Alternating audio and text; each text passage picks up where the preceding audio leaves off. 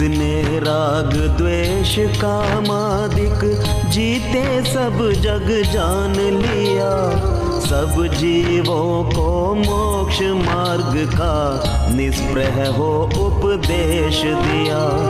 बुद्ध वीर जिन हरिहर ब्रह्मा या उसको स्वाधीन कहो, भक्ति भाव से प्रेरित हो यह चित्त उसी में लीन रहो। सदा ऐसी भावना हो मन की भावना।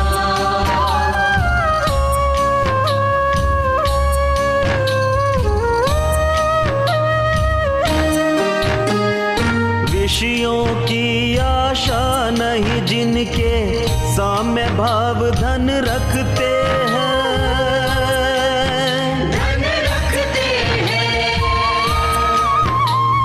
निज पर के हित साधन में जो निश दिन तत्पर रहते हैं,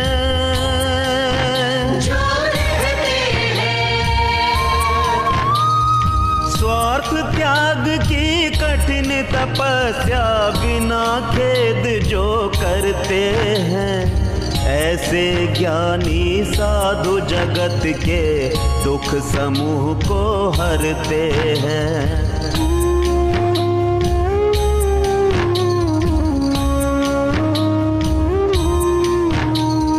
रहे सदा सत्संग उन्हीं का, ध्यान उन्हीं का नित्य रहे, उन्हीं जैसी चर्या में यह चित्त सदा अनुरक्त रहे।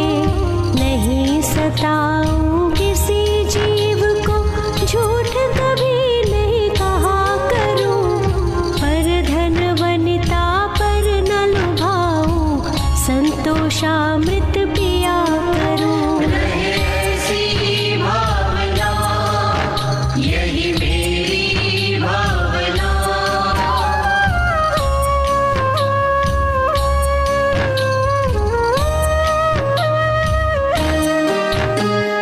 अहंकार का भाव न रखूं, नहीं किसी पर क्रोध करूं, ना क्रोध करूं, देख दूसरों की बढ़ती को कभी न ईर्ष्या भाव धरूं, ना ईर्ष्या भाव धरूं।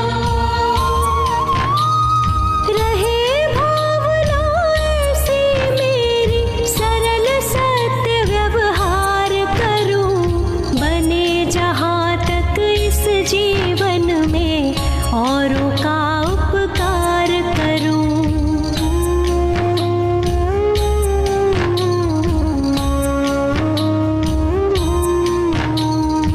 मैत्री भाव जगत में मेरा सब जीवों से नित्य रहे, दीन दुखी जीवों पर मेरे उर से करुणा स्रोत बहे। दुर्जन क्रूर कुमार्ग रतों पर क्षोभ नहीं मुझको आवे, साम्य भाव रखूं मैं उन पर ऐसी परिणति हो जावे। सदा ऐसी भावना हो मन की भावना।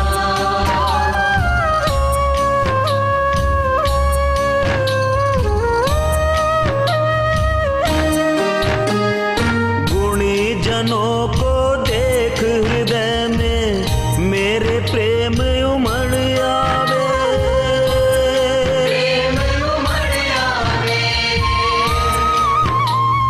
बने जहाँ तक उनकी सेवा करके यह मन सुख पावे, मन सुख पावे। हो नहीं कृतज्ञ कभी मैं, द्रोह न मेरे उर आवे, गुण ग्रहण का भाव रहे नित, दृष्टि न दोषों पर जावे।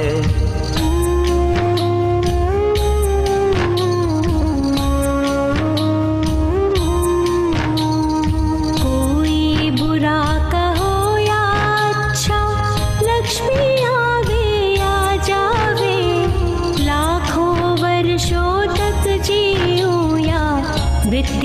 आज ही आ जावे, अथवा कोई कैसा ही भय या लालच देने आवे, तो भी न्याय मार्ग से मेरा कभी न पग डिगने पावे। ऐसी भावना, यही मेरी भावना।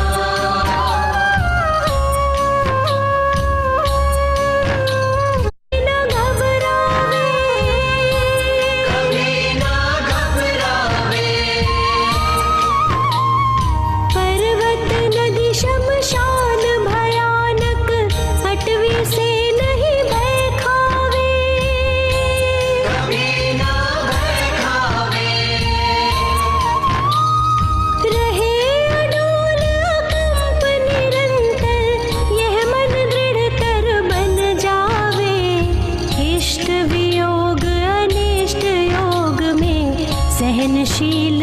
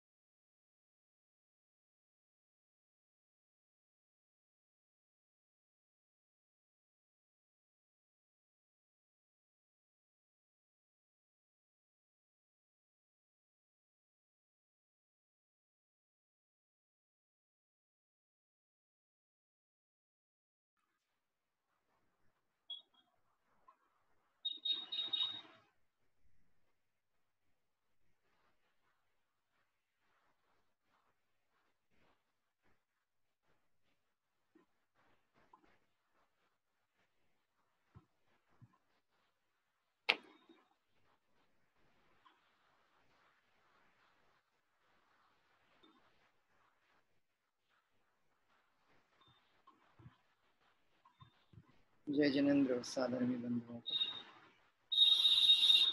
अपना स्वाध्याय का समय हुआ है।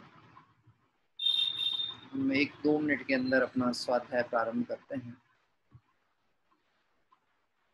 थोड़ा सा कुछ टेक्निकल प्रॉब्लम के कारण से 1-2 मिनट का हमको इंतजार करना है। आइए अपना स्वाध्याय फिर हम प्रारंभ कर रहे हैं।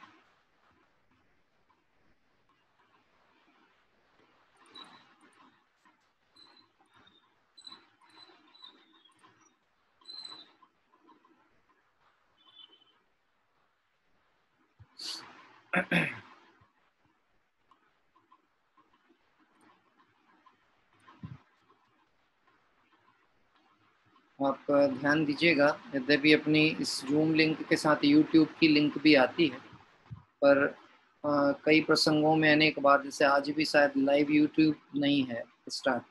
ऐसी परिस्थितियों में बाद में आप यदि यूट्यूब में जो लोग सुनते हैं साधर्मी बंधु, वो बाद में इंतजार करें। लगभग 1-1.5 घंटे के बाद में, जब क्लास या पूजन पूर्ण होती है उसके बाद में ही यूट्यूब लाइव स्ट्रीम होगा।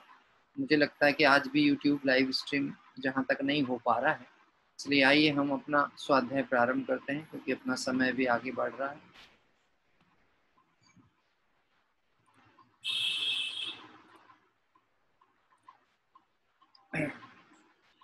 आइए मंगलाचरण पूर्वक स्वाध्याय प्रारंभ करें। नमो अरिहंताणं नमो सिद्धाणं नमो आयर्याणं नमो उवच्छायाणं नमो लोये सबसाहूणम् उत्तम क्षमा मार्दव आर्जव भाव है, सत्य शौच संयम तप त्याग उपाव है। आकिंचन ब्रह्मचर्य धर्म 10 सार है, चहु गति दुख ते काढ़ मुक्ति करतार है। चहु गति दुख ते काढ़ मुक्ति करतार है।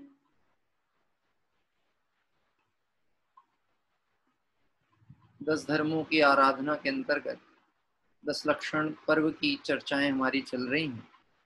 जो लोग बाद में जुड़े होंगे उन साधर्मी बंदियों को ऐसा प्रश्न उठना उचित होगा कि अभी 10 लक्षण धर्म की चर्चा इस समय क्यों। तो उन्हें जानकारी होना चाहिए कि बीच में एक दिन हम सभी ने 10 लक्षण धर्म की प्रातःकालीन पूजा की थी, और उस प्रातःकाल की पूजा में जो ध्यानंत राय जी साहब की जो पूजा है, इस पूजा के अनेक विषय ऐसे हैं, शब्द ऐसे हैं जिनसे लगभग बहुत से लोग परिचित नहीं थे, और जब हमें उस विषय का सम्यक ज्ञान ना हो तो हमारे भाव नहीं खिलते।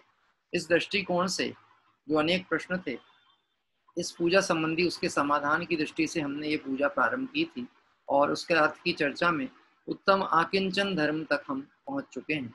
आइए उत्तम आकिंचन धर्म का कल जो हमने पद पढ़ा था, यद्यपि आगे के जो 4 लाइनें थीं उसे हमने थोड़ी शीघ्रता से कल पूर्ण करने का प्रयास किया था, परंतु इसमें विषय बहुत है, इसलिए मेरा मन है जो कल विषय थोड़ा सा संकेत आपसे किया था, पंचम काल में कौन जीव उत्पन्न होते हैं और पंचम काल में जिनके धन है उनके परिणाम कैसे होते हैं।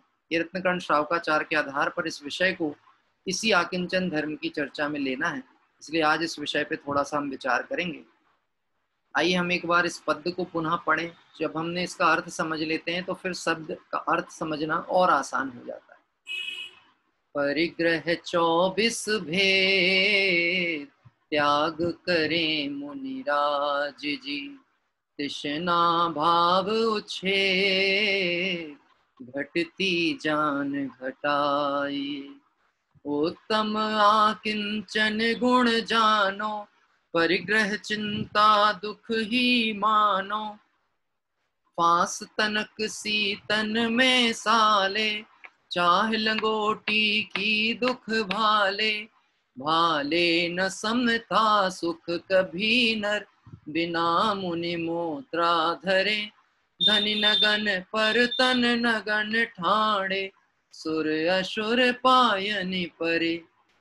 घर माहित सिना जो घटावे, रुचि नहीं संसार सो। बहुधन बुरा हो भला कहिए, लीन पर उपगार सो। इस तरह से उत्तम आकिंचन धर्म का जो ध्यानंत राय जी द्वारा विरचित ये पद है, इसकी चर्चा हम कल कर रहे थे, और लगभग उसका एक सामान्यता तीव्र गति वाला अर्थ कल हमने किया था आगे की 4 पंक्तियों का। लेकिन ये विषय बहुत गंभीर है, हमारे दैनिक जीवन से जुड़ा हुआ है, इसलिए इसका सम्यक रूप से चिंतन अध्ययन होना बहुत महत्व आवश्यक है। आखिरी की पंक्ति में एक लाइन आती है, बहुधन बुरा हो भला कहिए, लीन पर उपकार सो। कल मैंने कहा था इस पंक्ति को एक फुल स्टॉप लगा के पढ़ना चाहिए। मतलब कैसे फुल स्टॉप? बहुधन बुरा हो, यहाँ पे रुके आप। बहुत धन बुरा है, भला कहिए, पर भला कह सकते हैं यदि वो किसी के उपकार में काम आए तो, ठीक है। इसीलिए थोड़ा सा सावधानी से ध्यान रखिएगा। देखिए अपना स्वाध्याय चल रहा है, आप बिल्कुल मर्यादा के साथ में बैठें। हमारा खेल जो है अध्ययन वो भावनाओं पे आधारित है। कोई भाई अगर अन्य कोई कार्य कर रहे हैं तो मेरा अनुरोध है कि वो अपना वीडियो ऑफ करें। जी, ये अपन दिमागी कसरत नहीं कर रहे बैठ के, ये स्वाध्याय है, और स्वाध्याय का जो समय है उसमें स्वा के अध्ययन का काल है। देवशास्त्र गुरु जिनवाणी की मर्यादा का हमें ख्याल बिल्कुल स्पष्ट रूप से रखना है, इसका आप ध्यान रखें बिल्कुल। यानी ये नहीं समझना चाहिए कि घर में बैठकर हैं तो हमारे मुंह में कहीं एक सौंफ का दाना भी होगा तो चल जाएगा। यदि आप कुल्ला करके नहीं बैठे हैं तो मैं अभी आपसे कहूंगा कि आप पहले कुल्ला करके आइए, उसके बाद ही आप स्वाध्याय में बैठिए, ठीक है। आइए, चूंकि सारा खेल जो है ना भावों का है। जैन दर्शन किससे संबंधित है? भाव प्रधान दर्शन है, क्रिया प्रधान नहीं है। अपना स्वाध्याय चालू हुई यहाँ से प्रारंभ हुआ था, क्रिया परिणाम अभिप्राय, जो प्रारंभ से जुड़े हुए होंगे उन्हें पता होगा, हमने चर्चा ही यहाँ से चालू की थी। सारी जगत की दृष्टि क्रियाओं पर होती है, परिणाम को कोई नहीं देख रहा और अभिप्राय का तो किसी को पता ही नहीं है। बहुत सारे लोग आज भी अभिप्राय और परिणाम को एक जैसा ही मान करके चलते हैं। इसमें बहुत उनको असमंजस की स्थिति रहती, अभिप्राय है क्या, परिणाम क्या है। यद्यपि मैं उस विषय पे नहीं जाना है, अपने को तो अपने इस विषय पे विचार करना है। आकिंचन धर्म की चर्चा में जिस परिग्रह के स्वरूप की व्याख्या की गई है, वास्तव में 5 प्रकार के जो पाप हैं, हिंसा, झूठ, चोरी, कुशील और परिग्रह। आपको ये बात मैंने पूर्व में भी एक समय चर्चा में कही थी। 5 प्रकार के पाप में सबसे बड़ा पाप कौन सा है? क्या कह रहे हैं, सबसे बड़ा पाप कौन सा है? सबसे बड़ा पाप 5 पाप में कहना ना, मिथ्यात्व नहीं, मिथ्यात्व तो पाप का बाप है, बस सबसे बड़ा पाप कहेंगे तो 5 पाप में परिग्रह है। क्या कह रहे हैं, हम मालूम क्या होता है, लोभ पाप का बाप बखाना। हम पाप के बाप को तो कहते हैं लोभ, और सबसे बड़े पाप को कहते हैं मिथ्यात्व। हमको ऐसा लगता ही नहीं कि परिग्रह कोई पाप है। सारी दुनिया हिंसा को पाप कह लेगी, ना केवल जैन दर्शन में अपितु अन्य दर्शनों में भी कोई भी हिंसा का कार्य होगा यानी कोई अगर थोड़ा भी सरल चित्त व्यक्ति है, वो किसी छोटे जीव को भी कोई को मारते देखेगा तो हो सकता है वो ये कह दे कि क्यों मार रहे हो, छोड़ो ना, जाने दो उसको। एक सामान्य मनोवृत्ति में भी ये हो सकता है कि कोई मंद कषाय नेचर का कोई भी व्यक्ति होगा तो हिंसा को गलत कह देगा। ठीक है, तीव्र कषाइयों की बात नहीं कर रहे। झूठ, कोई झूठ को कभी स्वीकार नहीं करेगा, जैन हो, जैनेतर हो, कोई भी हो, झूठ स्वीकार नहीं करेगा। आपका संवैधानिक कार्य भी हो, कानूनी प्रक्रिया हो, झूठ स्वीकृत नहीं। इसका मतलब झूठ को हर आदमी गलत कह रहा है। हिंसा, झूठ, चोरी, चोरी को अपराध की श्रेणी में रखा जा रहा है, इसलिए चोरी को कोई अच्छा नहीं मानता। एक छोटा बच्चा भी यदि अभी किसी दोस्त की एक पेंसिल चुरा के ले आए, है ना, स्कूलों में ऐसा बचपन में होता था, अच्छी लगी तो उठा के ले आए, तो यदि माता पिता इस चीज को गंभीरता से लेते हैं तो उससे कहेंगे बेटा नहीं, किसी की उठाना नहीं, ये चोरी है, आपको चाहिए है तो हमें बताया करो, हम मिला के देंगे।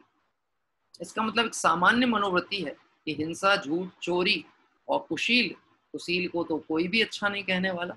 आज रावण के जीव का, जो हमारे रावण भविष्य के तीर्थंकर हैं, उनका पुतला दहन होता है। क्यों करते हैं लोग? क्योंकि जो कुशील की एक चर्चा उनके साथ जुड़ी हुई है, वह चर्चा उनके अनेक गुणों को भी ढांक देती है, उस जीव के जो महानता है उन सबको आच्छादित करती है। इससे एक बात समझ में आती है, 4 प्रकार के जो पाप प्रारंभ में हमने गिने, इनको तो सारी दुनिया पाप मानने को तैयार है, पर परिग्रह, परिग्रह वाले को कभी आपने पापी कहते हुए देखा किसी को? अरे हम कह रहे हैं चक्रवर्ती के 6 खंड के वैभव की भी बात कहें तो हम कहेंगे देखो धर्मात्मा है पर 6 खंड के पास उसका वैभव है, हम उसको उस दृष्टि से, उस वैभव की दृष्टि से नहीं देख रहे। क्या कह रहे हैं, धर्म दृष्टि से देख रहे हैं तो अच्छा है, वैभव की दृष्टि से देखें तो भी हमको लगेगा अच्छा ही है भाई, इन जैसा पुण्य और किसका होगा। बात ख्याल में आ रही?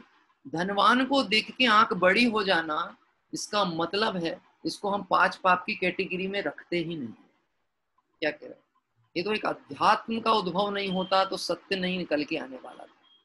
उद्गल की अवस्था धन, इस धन को धूल कहना, ये अध्यात्म पद्धति ने बताया। एक मैं आपको प्रसंग सुनाता हूँ तो आप इस विषय से हम जुड़ेंगे। एक बार एक पति पत्नी दिगंबर मुनिराज का उपदेश सुन रहे थे और सुनकर अचानक उनके परिणामों में परिवर्तन हुआ और उन्होंने सोचा कि हम भी क्यों ना ऐसी निर्गंत दीक्षा के मार्ग में चलें। मुनिराज से कहा तो मुनिराज ने कहा अभी कुछ दिन पहले अभ्यास करो। मुनिराज परीक्षा किए बिना कभी किसी को दीक्षा नहीं देते, भावुकताओं में मोक्ष मार्ग नहीं चलता, बिल्कुल भली प्रकार से परीक्षा होगी। उसका पहले आत्मबल परखा जाएगा, उसकी सहनन क्षमता परखी जाएगी और फिर योग्यता होगी तो बहुत प्रारंभिक अवस्थाओं से उसे अभ्यास की प्रेरणा देकर फिर इस मार्ग में लाया जाता है। तो मुनिराज ने उनसे कहा कि अभी पहले आप गृहस्थ की भूमिका में अभ्यास प्रारंभ करो और 6 माह के बाद में यदि आपका अभ्यास अच्छा हो तब फिर आप इस मार्ग में आ जाना। मुनिराज तो कहकर चले गए। पति पत्नी उनकी आज्ञा मानकर अभ्यास करने लगे। ऐसे अभ्यास बढ़ते बढ़ते उनका अंतर में वैराग्य परिणाम जगने लगा।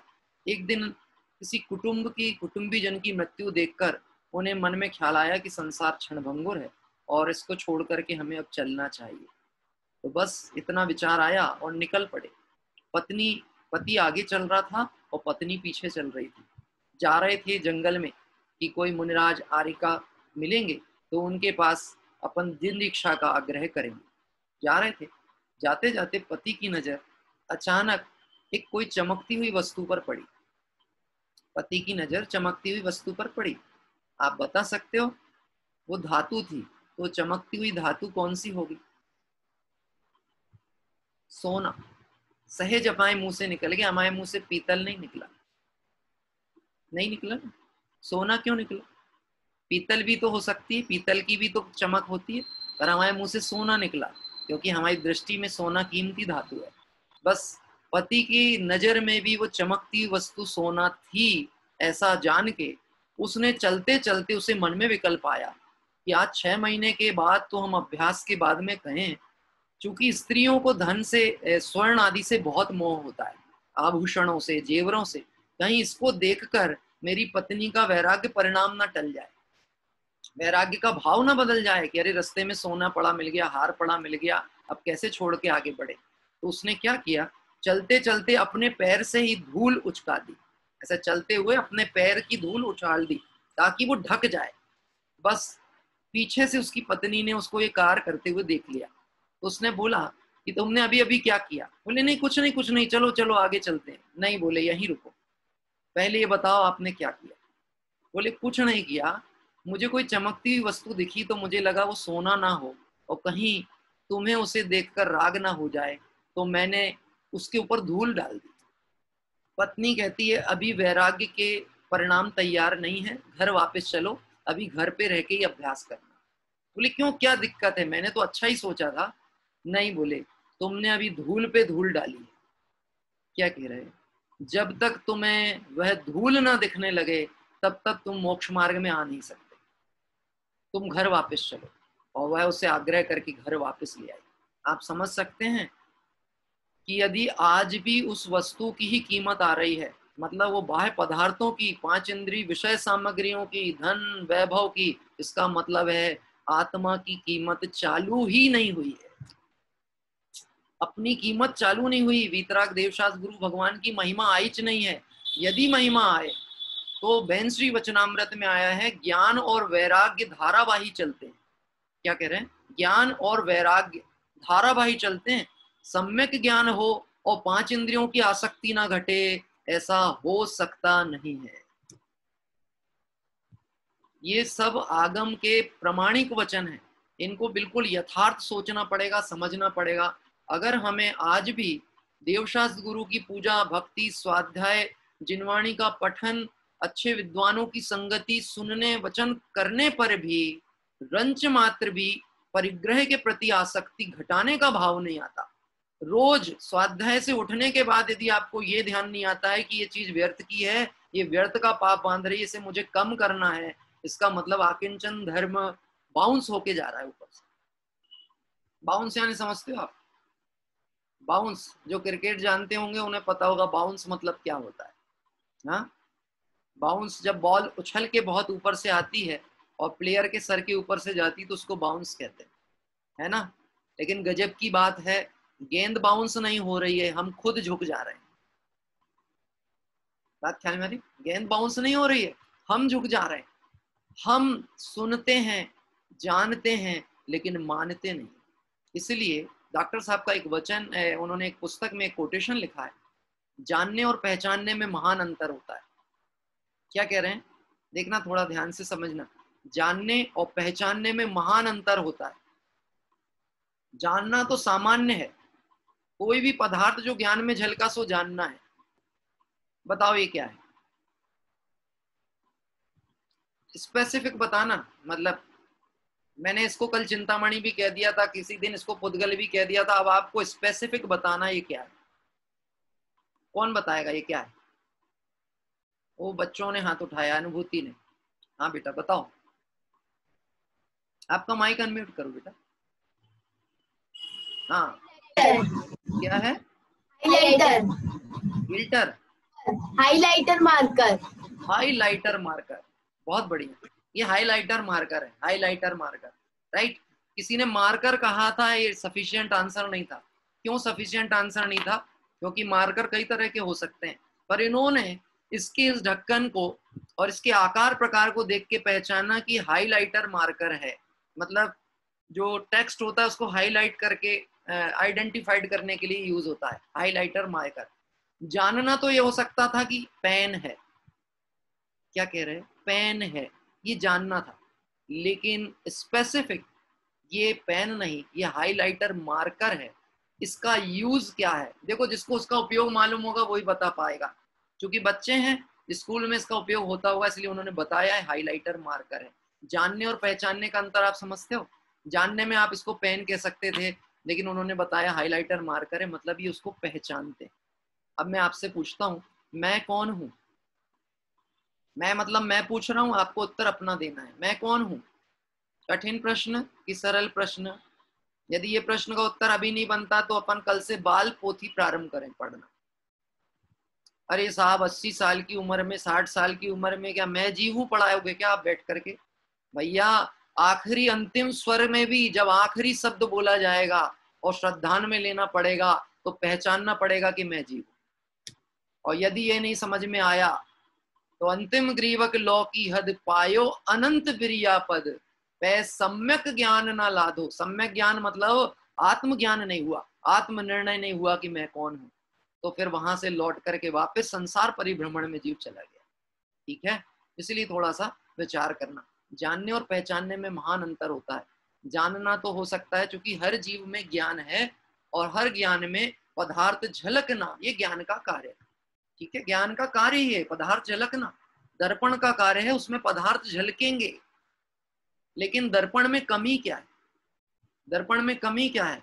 दर्पण में पदार्थ झलकते हैं पर पदार्थ का निर्णय नहीं कर सकता। ज्ञान की मुख्यता क्या है? ज्ञान में पदार्थ झलकते हैं पर ज्ञान निर्णय भी कर सकता है। बात ख्याल में आ रहा है? अब आप विचार करना, हमने 5 पापों में निर्णय में 4 को तो पाप माना है और 5वें को पाप नहीं माना, सिर्फ जाना है। जाना है इसलिए उसका त्याग नहीं करना चाहते, उसे रखना चाहते हैं, उसे इकट्ठा करना चाहते हैं। जानने में तो ऐसा होता है राग भी जुड़ा हो सकता है, अरे कीमती है, जितना आएगा काम आएगा। कुछ लोगों को अपनी पुण्य की महिमा बताने में ऐसा आनंद आता है, पंडित जी भले आप कितना ही कह लो कि सब पुण्य पाप के उदय के अधीन है, पर मान लो अचानक बीमारी आ जाए, बड़ी बीमारी आ जाए, आज बिना पैसों के कुछ हो सकता है क्या? आप बताइए। हाँ, बिना पैसों के हो सकता है कुछ? लाखों रुपए खर्च होते हैं मेडिकल ट्रीटमेंट में, आपको पता नहीं है। एक एक इंजेक्शन 5-5 हजार के आते हैं, कीमो लगे तो 1.25 लाख रुपए तक के कीमो लग सकते हैं। आप बताओ कैसे आएगा? यानी उसको कुल मिला करके महिमा धन की ही है, परिग्रह की महिमा है, बाहर की महिमा है, पुण्य पाप के उदय की महिमा है। क्या कह रहे हैं? उदय की महिमा है, पाप के उदय की भी महिमा होती। जीव को बताऊं पाप के उदय की महिमा कैसी करता आदमी? पंडित जी अचानक रात में 12 बजे हार्ट में दर्द हुआ, पहले तो ये सोच रहे थे कि शायद एसिडिक प्रॉब्लम होगी, लेकिन जब बढ़ती गई तो फिर चेकअप कराया तो बताया कि माइनर अटैक आया है। इमीडिएट इनको एयर एम्बुलेंस से वहां ले जाओ, मेट्रो सिटीज में इमीडिएट ले जाओ। वो तो साहब हमारा पहचान था पॉलिटिकल अप्रोच। 1 घंटे के अंदर प्लेन खड़ा था सामने, 1 घंटे के अंदर, और लेके गए तो प्लेन में ही 5-5 हजार रुपए के 5 इंजेक्शन तो प्लेन में ही लग गए थे। और पहुंचे तो वहां पे भी इतना जबरदस्त ट्रीटमेंट हुआ कि आज हम जिंदा खड़े हैं आपके साथ। क्या कह रहे हैं? मैं आपसे प्रश्न पूछता हूँ, ये एयरप्लेन जो एयर एम्बुलेंस का अरेंजमेंट हुआ था, जो 5-5 हजार के इंजेक्शन अरेंज हुए थे, जो लाखों रुपए का ट्रीटमेंट इमीडिएट अरेंज हुआ था, ये पुण्य के उदय से हुआ था कि पाप के उदय से हुआ था?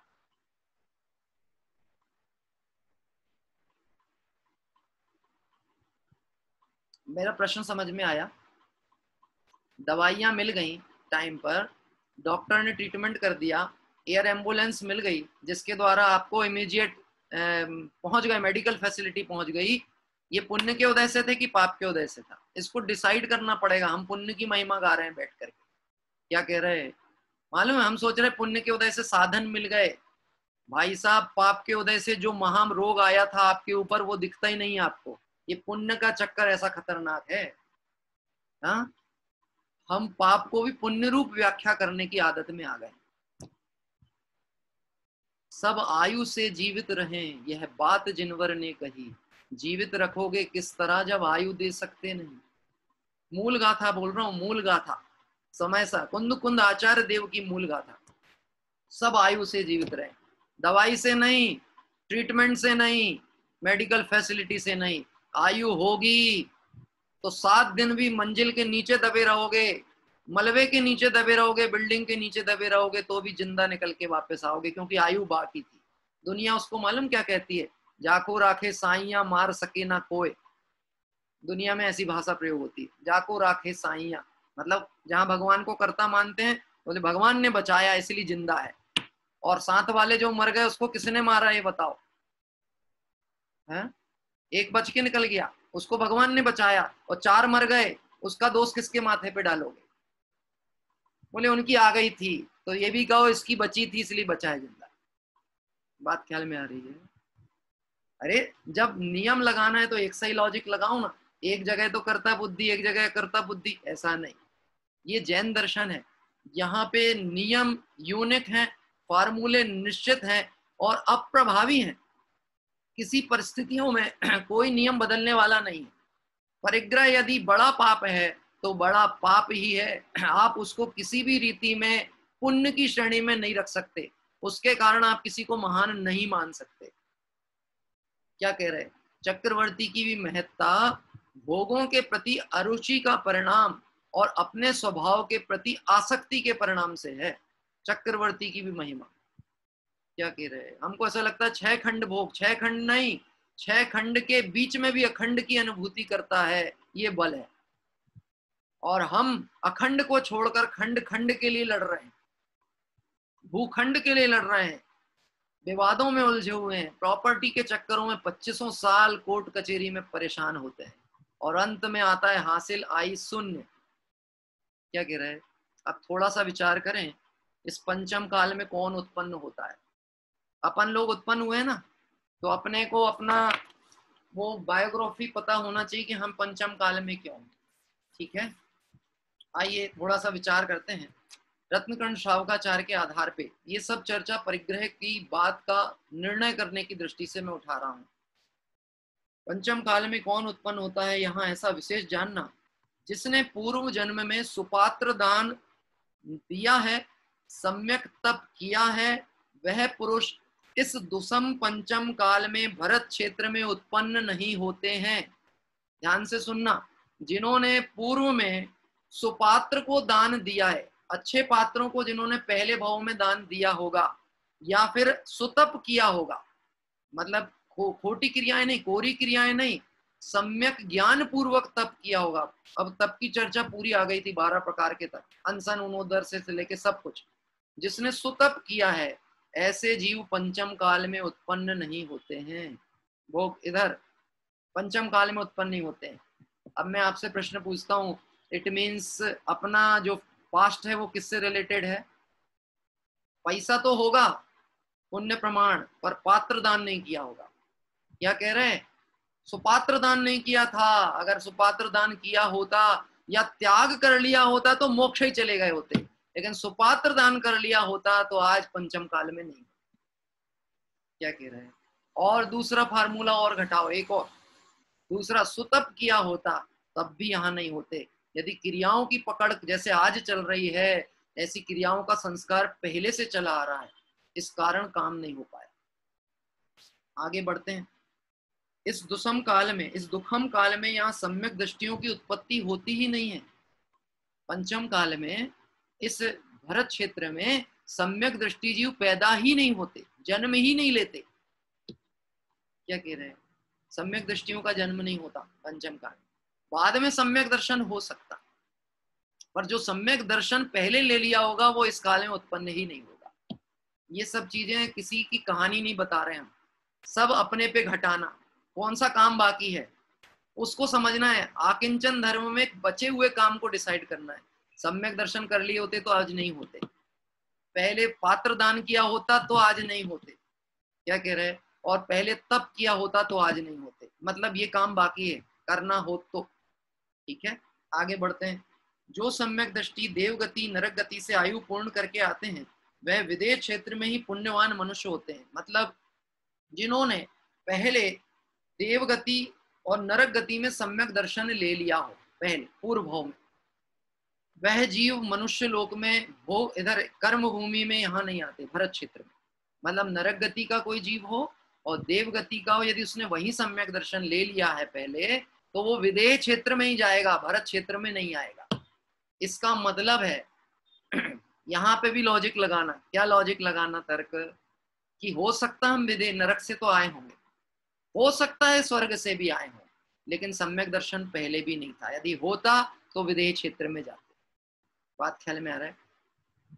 फिर उसके बाद वह विदेह क्षेत्र में पुण्यवान मनुष्य होते हैं और मनुष्य तिर्यंच गति का सम्यक दृष्टि मरकर स्वर्ग लोक में उत्पन्न होता है। यदि मनुष्य गति का हो या तिर्यंच गति का हो, लेकिन सम्यक दर्शन हो चुका हो और फिर मरण करेगा, तो फिर वह जीव कहाँ जाएगा? कि वह मर के स्वर्ग ही जाता है ना। ये नियम है परिणामों को बताने की अपेक्षा से। ये समझना, परिणामों की हमें निर्णय करना है कि हम जिस जगह पे बैठे हैं यहाँ हमारा कौन सा काम पहले के अधूरे हैं जो हमें आज कंप्लीट करना है। इसके लिए मैं सारे पॉइंट उठा रहा हूँ। थोड़ा सा आपको गंभीरता से विचार करने की आवश्यकता है, समझना पड़ेगा, थोड़ा उपयोग को सूक्ष्म करना पड़ेगा। इस भरत क्षेत्र में सम्यक दृष्टि आकर उत्पन्न नहीं होते। एक मोटी बोल्ड लाइन में एक बहुत अच्छी लाइन लिखी है, जिन धर्म में राजा उत्पन्न नहीं होते तथा बहुत धनवान पुरुष भी जैनियों के कुल में उत्पन्न नहीं होते। जो जैन कुल उत्पन्न होंगे ना, जैन धर्म में होंगे, वो राजा आदि नहीं है, राजा नहीं बनेंगे इस काल में। यानी धनवान के घर में जैनी का जन्म नहीं होता। ऐसी विचित्र सी बात लगी है, हम भी जैन हैं और कह रहे धनवान के घर में जैनी का जन्म नहीं होता। जैन की परिभाषा याद करो, जैन किसे कहते हैं? बोलो कौन बताएगा जैन किसे कहते हैं? ये अपन ने रटी थी परिभाषा अपनी पिछली कक्षा में, कोई बताएगा? जी आप हाथ उठाओ जिसे मालूम हो। गलत हो जाने में बिल्कुल नहीं डरना, भूल को छुपाने का नहीं, मिटाने का प्रयास करो। भूल को छुपाने का नहीं, मिटाने का प्रयास करना है। भूल छुपाने से महारोग बनता है। हाँ जी, कोई बोलो, हाथ उठाओ, किसी के भाव है जो उत्तर देना चाहे वो हाथ उठाएगा। जैनी की परिभाषा क्या है? चलो बेटा, सक्षम आप बोलोगे? सक्षम ही नाम है, क्या नाम है बेटा? संजय जी मंगलम के यहाँ से। हाँ बोलो, आपका माइक अनम्यूट करो वहां से। माइक माइक बोलिए। जैन, जैन किसे कहते हैं? बोलो बेटा, आपकी आवाज नहीं आ पा रही। नहीं, आपकी आवाज मुझे स्पष्ट समझ में नहीं आ रही है। चलिए और कोई? हाँ, हमारे दूलीचंद जी साहब के यहाँ से बेटा हाथ उठा रहा है। बच्चा उठाइए बेटा, माइक अनम्यूट करो। जो जिनेंद्र देव का अनुयायी हो, जो जिनेंद्र देव का अनुयायी हो उसे जैन कहते हैं। ठीक है, चलिए मैं ही बताता हूँ। पाठशाला के भाग का उत्तर बताता हूँ। पाठशाला का, आपको पाठशाला का भाग तो कम से कम हमको याद होना चाहिए। जो जिन आज्ञा को माने, क्या कह रहे हैं? ये तीसरी लाइन है। सबसे पहला, जो जिनका भक्त सो जैन। पहली लाइन क्या है? जो जिनका भक्त सो जैन, जो जिन आज्ञा को माने सो जैन, और जो जिनदेव के बताए हुए मार्ग पर चले सो जैन। क्या कह रहे हैं? यदि हम पूर्व भाव में जैन कुल में उत्पन्न हुए थे तो हम पहले नंबर के जैन हो सकते थे। जिनका भक्त, महावीर भगवान के कुल में पैदा हो गए, मतलब ऐसे घर में पैदा हो गए जहां भगवान महावीर को मानते हैं। यानी एक जैन पना हो सकता था हमारा कि हम उस घर में हुए जहां महावीर को माना जाता था। एक। दूसरा, जो जिनका भक्त सो जैन, जो जिन आज्ञा को माने सो जैन। यदि जिन आज्ञा को माना होता तो आज यहाँ होता क्या? और आज भी यदि हम वही काम कर रहे हैं, जिनका भक्त सो जैन, महावीर को मानते हैं, 24 तीर्थंकर को मानते हैं। जय बोलो महावीर भगवान की जय हो। रंग मा रे प्रभु थारा ही रंग गयो रे। अब पूछते हैं भगवान का रंग बताओ कौन सा है?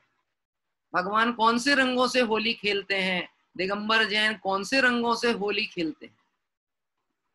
हाँ? विचार करना है, जिनका भक्त सो जैन, जिन आज्ञा को माने सो जैन। यदि जिन आज्ञा को माना होता आज यहाँ होता नहीं, और जिनदेव के बताए हुए मार्ग पर चला होता तो अब तो सिद्धालय में होता। अभी तो जैन हुआ ही नहीं है। यहाँ कह रहे हैं जिन धर्म में राजा उत्पन्न नहीं होते और बहुत धनवान पुरुष भी जैनियों के कुल में उत्पन्न नहीं होते। ये समझ लेना, पापानुबंधी पुण्य लेकर के कोई जीव ऐसा आया होगा कि यहाँ भले जैन कुल मिल गया हो, लेकिन रुचि आज भी परिग्रह की है, आज भी धन का आकर्षण पड़ा हुआ है, अभी उसके जैन पना है ही नहीं।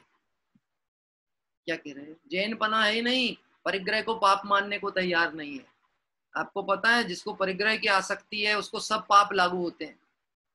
आपके घर में जितना धन संपत्ति वैभव सामग्री, आपकी नहीं, मैं अपनी बात भी कह रहा हूँ, ये किसी के उपदेश की बात नहीं है, आत्मानुशासन समझने का मार्ग है। ये अपने लिए बात कह रहे, जितना धन परिग्रह वैभव है इन सब में प्रति समय हिंसा, झूठ, चोरी, कुशील, ये चारों प्रकार के पाप लग रहे हैं और 4 प्रकार की कषाय हो रही।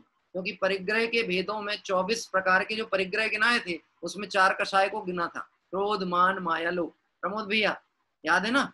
मिथ्यात्व, फिर उसके बाद कौन कौन से थे? क्रोध, मान, माया, लोभ, और फिर 9 कषाय, हास्य, रति, अरति, शोक, भय, ये सब परिग्रह है। इसका अंबार है हमारे पास। अभी हम जैन नहीं हैं। बोले पंडित जी आज क्या डिसाइड कराने के लिए बैठे हो हमको? हम कौन है फिर? यही तय कराने बैठे हैं कि मैं कौन हूं। कहानी शुरू यहीं से होगी और खत्म भी यहीं होगी, और नहीं खत्म करोगे तो कहानी अनंत काल तक चलेगी। फिर कहेंगे कि तुम्हारी कहानी कहने के लिए करोड़ों जिब्याएं भी कम पड़ती हैं। दौलत राम जी कहते हैं इस जीव के दुखों का वर्णन करने के लिए करोड़ों जिब्याएं कम हैं। ऐसा संसार परिभ्रमण इस जीव को होता है। चले थोड़ा सा आगे बढ़े। बहुत अच्छी लाइन लिखी है। मैं अपनी बात कुछ नहीं कहता हूं, इसलिए संदर्भ बताया था। पेज नंबर है 189, रत्नकर्ण शावकाचार्य पंडित प्रवर सदा सुखदास जी की टीका। शिक्षा व्रत अधिकार, अधिकार कौन सा है? शिक्षा व्रत अधिकार। लाइन क्या लिखी है? यदि जैनियों के कुल में बहुत धनवान उत्पन्न होते हैं तो वह जिन धर्म रहित ही होते हैं। क्या कह रहे हैं? यदि कोई जैन कुल में हो गया पर बहुत धन सहित होगा तो वो जिन धर्म रहित ही होगा, उसको धर्म की रुचि हो ही नहीं सकती। आगे का विषय पढ़ें कि नहीं पढ़ें? चोट जोर की लगे कि धीमे की लगे ये तय हमको करना है। क्या कह रहे हैं मालूम है? पहले वैद्य होते थे ना, वैद्य, तो वैद्य के पास जब आप जाते थे तो आपको फोड़ा हो जाए तो वैद्य दबा के देखता था। आजकल तो डॉक्टर हाथ भी नहीं लगाते आपको, आजकल हाथ नहीं लगाते। पहले वैद्य दबाता था और डर के मारे अपनी जान पहले ही सूखती थी। दबा देंगे जोर से तो क्या होगा, बात ख्याल में। और अपन क्या कहते हैं? डॉक्टर साहब थोड़ा धीरे धीरे, साहब धीरे धीरे धीरे। अपन से डॉक्टर साहब थोड़ा धीरे धीरे। डॉक्टर साहब कहते हाथ उधर पे रखो, बिल्कुल मुंह बंद करके बैठो, चुपचाप, ऐसा बोलते थे। बोलो वो डॉक्टर कौन होता था? अच्छा था कि बुरा था? निर्दयी था, कोमल परिणामी था कि कठोर था वो डॉक्टर? वैद्य, डॉक्टर नहीं कहेंगे, वैद्य क्या थे? कठोर थे कि निर्दयी थे? कठोर थे कि कोमल थे? वो वैद्य दबा देते थे जोर के, फोड़े को जोर से दबाते थे। वो देखना चाहते थे कि मवाद का असर कहाँ तक है। तुझे तेरे दर्द की अभिव्यक्ति बताएगी कि तेरा दर्द कितनी जल्दी ठीक होगा, क्योंकि दर्द पता तो लगे तब तो उपचार करेंगे दर्द किस स्तर का है। क्या कह रहे हैं? अब वो जब दर्द के लिए फोड़े को दबाते थे और जोर से दबाते थे तो अंदर का जो अपवित्रता थी, मवाद थी, वो निकल जाती थी। और जब विकार निकल जाता है तो सहज ही पवित्रता होती है। बात ख्याल में आया? हमने विकार को इकट्ठा किया है परिग्रह के नाम पे, पवित्रता दिखेगी कैसे? बात ख्याल में आई? इसीलिए थोड़ा सा विचार करना। आकिंचन धर्म में ये बोल रहा है कुछ नहीं करना, जैसा आत्मस्वरूप है उसको स्वीकार करना। जो तेरा नहीं है उसके चक्कर में विचार नहीं करना, उसका दृष्टि से हटाना, और जो तेरा है उस पे उपयोग को लगाना। क्या कह रहे हैं? एक पंडित जी, अपने अभय जी साहब का एक भजन है, बहुत सुंदर पंक्तियां हैं। जो अपना नहीं उसके अपने पन में जीवन चला गया, पर मैं अपनापन करके हाँ मैं अपने से छला गया, मैं अपने से छला गया। ध्यान से सुनना क्या कहा लाइन, जो अपना नहीं उसके अपनेपन में जीवन चला गया। जो अपना नहीं था, ऐसे संसार के शरीर, भोग, देह, स्त्री, पुत्र, मकान, कर्म, उदय, उदय जनित अवस्थाएं, इन सब में जीवन चला गया। और पर में अपनापन करके मैं हाँ अपने से ही छला गया। मैंने अपने को अपने में धोखा दिया है। बात ख्याल में आ रही? आइए थोड़ा सा पढ़ते हैं इस विषय को। किसी पुण्याधिकारी को यहाँ यदि सत्संगति मिल जाए और जिन सिद्धांत का श्रवण करने मिल जाए तो नए बीज से जिन धर्म ग्रहण हो जाता है। ये अपनी बात चल रही है। कहीं पुण्योदय से सत्संगति मिल जाए तो धर्म करने का अवसर है। इस पंचम काल में भी सत्संगति मिलेगी तो, कुसंगति में रहोगे तो अवसर ही आने वाले नहीं। यद्यपि हर लाइन पे मुझे चर्चा करने का भाव आता है, सत्संगति किसे कहेंगे और कुसंगति किसे कहेंगे, बताएंगे कोई? मेरी तो पद्धति थोड़ी सी ऐसी है। मेरे पिताजी भी शायद, जो लोग परिचित थे, वो प्रश्नात्मक शैली में ही चर्चाएं करते थे और वो शायद उनको देखा देखी उनसे ही सीखते हुए वो मेरे में भी वो पैटर्न है कि मैं प्रश्न पूछे बिना मेरा मन नहीं मानता। इसलिए कई बार लोग कहते हैं आप तो स्पीकर व्यू में बोला करो, मतलब सिर्फ आपका विंडो दिखना चाहिए, बाकी सबका ऑफ रहे। पता नहीं मुझसे बनता ही नहीं बोलते। मुझे ऐसा लगता है कि बस मैं बोले चले जा रहा हूँ, मैं वक्ता हूँ और बाकी सब श्रोता हैं, मैं बकता हूँ और बाकी सब सोते हैं। तो मेरी तो हिम्मत नहीं होती भैया। क्या कह रहे हैं? ना मैं वक्ता हूँ ना आप श्रोता हो, हम सब स्वाध्याय कर रहे हैं तो सबकी जागृति एक सी होनी चाहिए क्योंकि मार्ग सबका एक सा है। ठीक है, तो यहाँ प्रश्न है, यदि किसी पुण्याधिकारी को यहाँ सत्संगति मिल जाए, पुण्य का उदय होगा तो सत्संगति मिलेगी, धन मिलना पुण्य का उदय नहीं है। ये लाइन पहले में कर दी क्लियर कि धनवान के घर में धर्मी पैदा ही नहीं होते, धर्मी जीव धन में पैदा ही नहीं होते, इनका उनके साथ तालमेल ही नहीं होता। सरस्वती और लक्ष्मी कभी एक साथ नहीं रहते हैं। मैंने आपको एक बात बताई थी, याद है? फिर से याद दिलाऊं, लक्ष्मी का वाहन कौन होता है? लक्ष्मी का वाहन गजब है भैया, ऐसी माथे पे चढ़ी है कि वाहन नहीं पता उसका। लक्ष्मी का वाहन, अच्छा सरस्वती का बताओ, सरस्वती का वाहन कौन होता है? अतुल भाई ने लिखा है सरस्वती का वाहन, लक्ष्मी का वाहन उल्लू। लक्ष्मी का वाहन कौन होता है? उल्लू होता है। लक्ष्मी किस पे बैठती है पता है आपको? लौकिक में जो लक्ष्मी का चित्र होता है ना, वो किसके ऊपर चढ़ी रहती है? उल्लू के ऊपर। और सरस्वती किसके ऊपर बैठती है? हंस के ऊपर। हंस का काम क्या होता है? हंस का काम होता है नीर छीर का भेद ज्ञान करना। दूध और पानी मिले हुए हों तो हंस उसमें चोंच डालेगा, दूध ग्रहण कर लेगा, पानी को छोड़ देगा। यानी ज्ञान का संबंध भेद ज्ञान से होता है। और उल्लू का काम क्या होता है कि उल्लू को जब सारी दुनिया को दिखता है तब उल्लू को दिखाई नहीं देता, जब ज्ञानियों को मार्ग दिखता है तो उल्लुओं को मार्ग नहीं दिखता।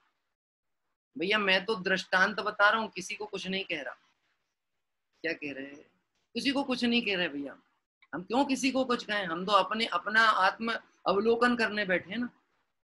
उल्लू को दिन में नहीं दिखता, रात में दिखता है। जब प्रकाश होता है तब उसे नहीं दिखता। जब इसमें मनुष्य पर्याय में आया, धर्म करने का अवसर आया, समझने की पात्रता आई, सत्संगति मिली, देवशास्त्र गुरु मिले, तब वो कहता मुझे बिजनेस से फुर्सत नहीं है। मानो उल्लू उसके ऊपर चढ़ के बैठ गया। उसको दिन नहीं दिख रहा, दिन में प्रकाश नहीं दिख रहा, केवल ज्ञान प्रकाश नहीं दिख रहा, जिनवाणी का प्रकाश नहीं दिख रहा।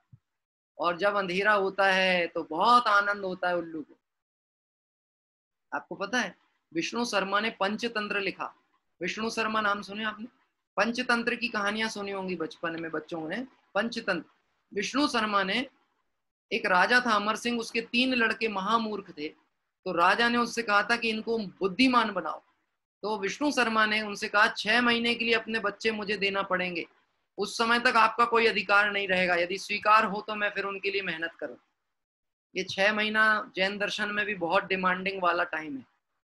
क्या कह रहे हैं? सिर्फ 6 मंथ चाहिए, 6 महीने। यदि संसार से निकलना हो तो ओनली 6 महीने। भैया जगवासी तू उदासी हो जगत सो, एक 6 महीनों उपयोग मेरो मान ले, एक 6 महीने उपदेश मेरो मान ले, सिर्फ 6 मंथ, 6 महीने। लॉकडाउन को 2, 2.5, 3 महीने बीत गए हैं, क्या कह रहे हैं, पर अभी 6 महीना चालू नहीं हुआ, 6 महीना चालू करना पड़ेगा, ठीक है। चलो, तो वो हंस का काम है वेद ज्ञान करना, उल्लू का काम था ये। तो विष्णु शर्मा ने जितने भी कैरेक्टर लिखे अपनी कहानियों में, उसमें एक भी मनुष्य का कैरेक्टर नहीं है। पूरा पंचतंत्र उठा के देखना, सारी कहानियां पशुओं पे लिखी गई।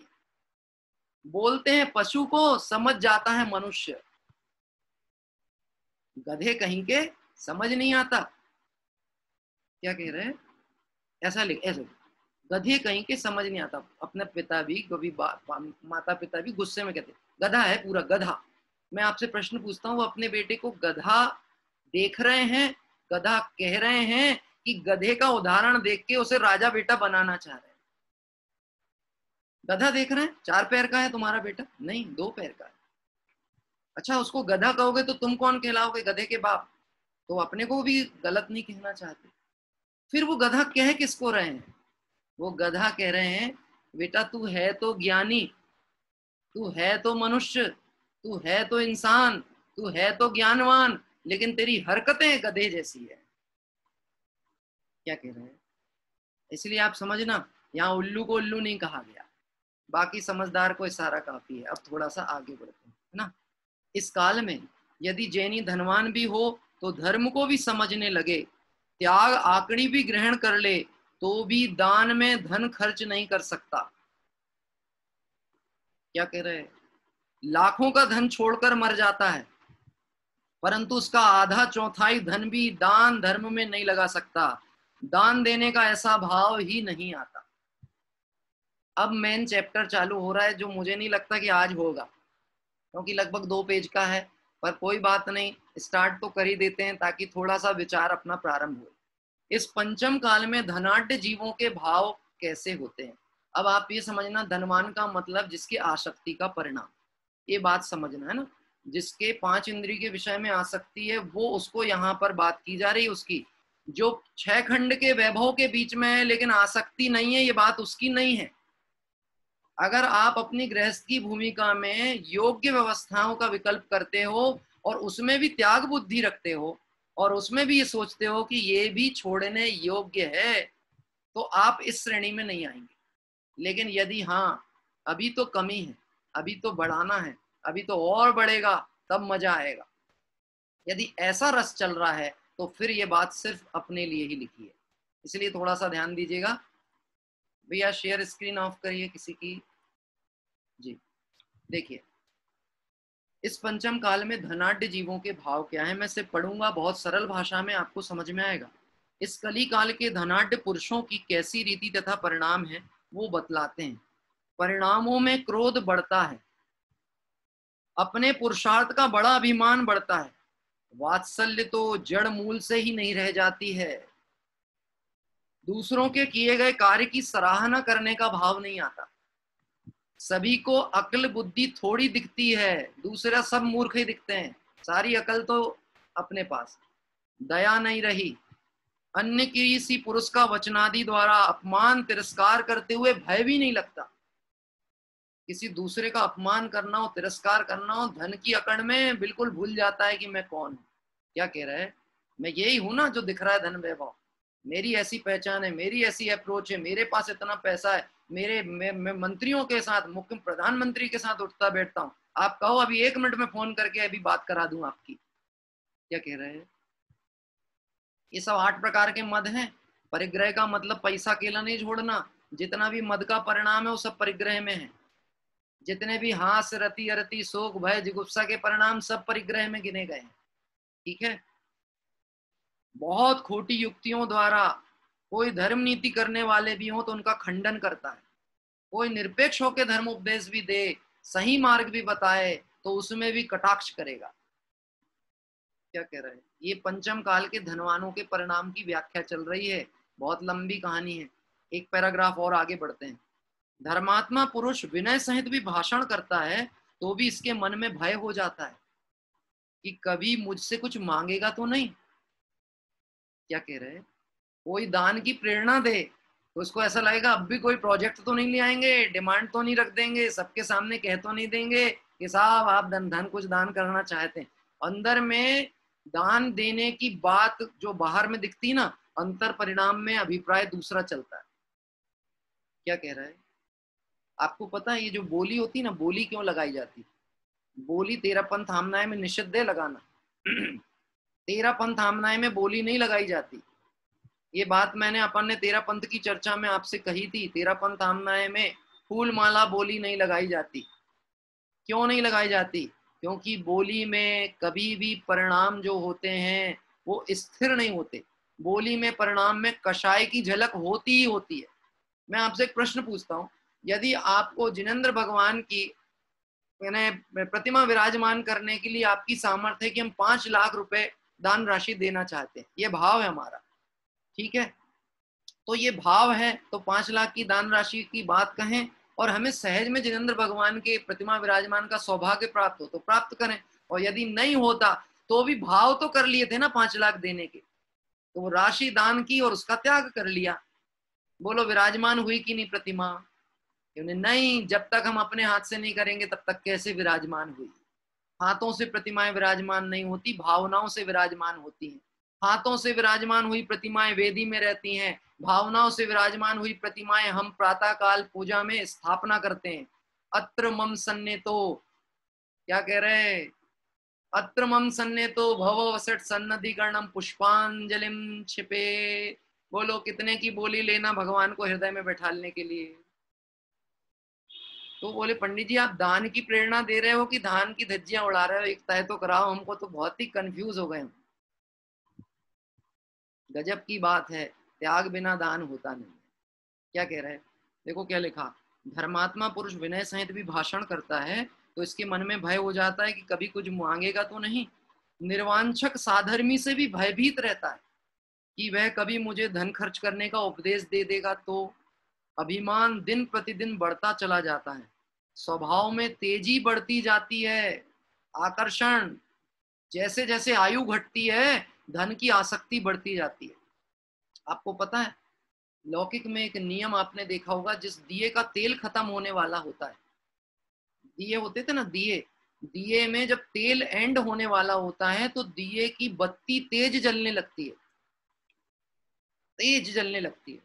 मुझे गजब की बात लगती है, जहां ईंधन नहीं है वहां आग भभक क्यों रही है? क्या कह रहे हैं आप? समझना, एक बहुत जबरदस्त बात छुपी हुई उसके अंदर।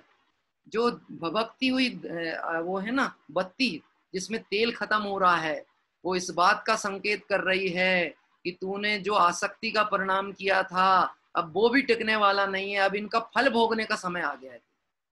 आप ये समझना, उम्र बढ़े और विषयों के प्रति आकर्षण नहीं घटे तो ये समझ लेना दुर्गति के निश्चित लक्षण है। क्या कह रहे हैं? उम्र बढ़ रही है और आकर्षण नहीं घट रहा। मैं आपसे प्रश्न पूछता हूं, अपनी उम्र अभी बढ़ गई कि कम है? अपने को हर जगह कंपैरिजन करने की आदत होती ना संसारी जीव को। मैं कॉम्परेटिवली बात करने के लिए कोशिश करता हूं, ठीक है? एक मुनिराज हैं 8 वर्ष में मुनि दीक्षा अंगीकार करते हैं, एक मुनिराज हैं 11 वर्ष में मुनि दीक्षा अंगीकार कर लेते हैं, क्योंकि 8 वर्ष के बाद सम्यक दर्शन की पात्रता है, 11 वर्ष में दिगंबर भावलिंगी संत हो गए और आत्माराधना के पद पे चले गए। सबने रोका टोका, माता पिता ने समझाया अभी उम्र नहीं है, लेकिन चल पड़े तो चल पड़े। मैं आपसे प्रश्न पूछता हूं, उनके कंपैरिजन में हमारी उम्र कम है कि ज्यादा? बहुत ज्यादा है, ठीक है? अब थोड़ा सा अपन अपने लेवल के लोगों से बात करें, जैसे कि विद्वान आदि की बात करें। मैं एक दिन विचार कर रहा था, जब मैं टोडरमल जी के ऊपर कुछ लेखन आदि कर रहा हूँ, तो मैं विचार कर रहा था टोडरमल जी की अनुमानित आयु 37 वर्ष बताई गई है, कहीं कहीं 47 वर्ष, कहीं कहीं 37 वर्ष। आज मेरी आयु जो है वर्तमान पर्याय के हिसाब से वो भी मैं 37 वर्ष चल रहा हूँ। अब आप विचार करें 37 वर्ष में उन्होंने क्या गजब का काम किया, आत्महित के लिए स्वयं का और दिगंबर जैन संप्रदाय को लंबे दीर्घ काल तक का मोक्ष मार्ग का काम देके गए। हमने क्या किया? मैं आपकी बात नहीं कर रहा हूं, मैं अपना विचार आपके सामने शेयर कर रहा हूं। आपको अपना विचार स्वयं विचार करना पड़ेगा, अपने तरफ से आपको स्वयं सोचना है। मैं अपनी बात कहता हूँ, बात ख्याल में। यानी इस दृष्टिकोण से हम कॉम्परेटिवली सोचते हुए चलेंगे तो हमको पता लगेगा कि जैसे जैसे एज बढ़ रही है आसक्ति घट रही है कि बढ़ती चली जा रही है। हम विकल्प जाल को कम कर रहे हैं कि बढ़ा रहे हैं। हम बोलते जरूर हैं कि हम बच्चों के ऊपर जिम्मेदारी डाल के निवृत्त हो जाएंगे, पर निवृत्त हो कहाँ रहे हैं, हम फिर भी विकल्पों में फंसे हुए। क्या कह रहे हैं? मैंने आपसे एक बात कहा था ना, जो लोग ये कहते हैं ना बस मेरे बच्चों का मैं शादी निपटा दूं, इनको स्टेबलाइज्ड कर दूं, इनको व्यवस्थित कर दूं, इनकी नौकरी लग जाए, फिर मुझे कुछ नहीं करना, मुझे सिर्फ एक आत्म कल्याण करना है, ये जीव नितांत मायाचारी और अपनी आत्मा के साथ धोखाधड़ी कर रहे हैं। क्योंकि ऐसा टाइम इस संसार में कभी आने ही वाला नहीं कि कभी आप निराकुल हो जाओ, क्योंकि यदि ऐसा हो जाता तो आज तक कोई भगवान बनता ही नहीं। क्योंकि जब उन्हें आकुलता लगी संसार में तब मोक्ष मार्ग में बढ़े हैं, और हम संसार में ही निराकुलता खोज रहे हैं, इसलिए हम संसार से निकलना ही नहीं चाहते।